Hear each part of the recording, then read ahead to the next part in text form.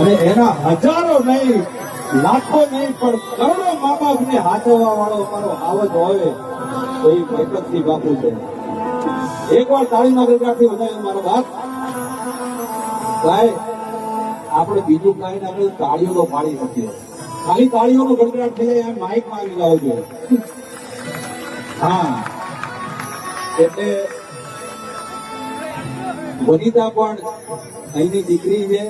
એટલે વનિતા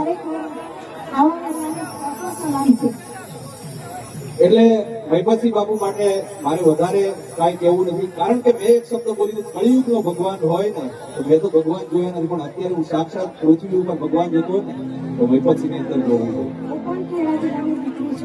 આજે અમારા મૈપતસિંહ બાપુને આમંત્રણની માન આપીને અને અહીંયા પણ પધારવાનો મોકો મળે છે. થેન્ક યુ સો મચ બાપુ. એટલે ઈ બાપુ માટે મારે બારોટ દેવ તરીકે બારોટ શું કે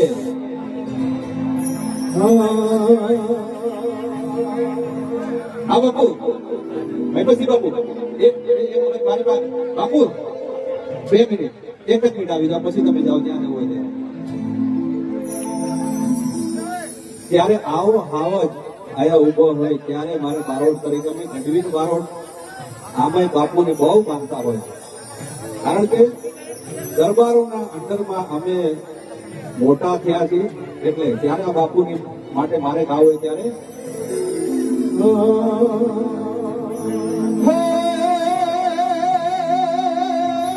નથી કરવી કોઈની હાજી રે,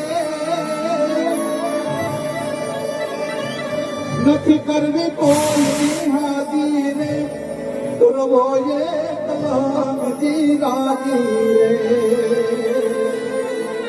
અકબર તું સલામની આશા રાખતો હોય એ બાપુ મારા બાપુના રીતે રે, મૈપતસિંહ બાપુના રીતે રે.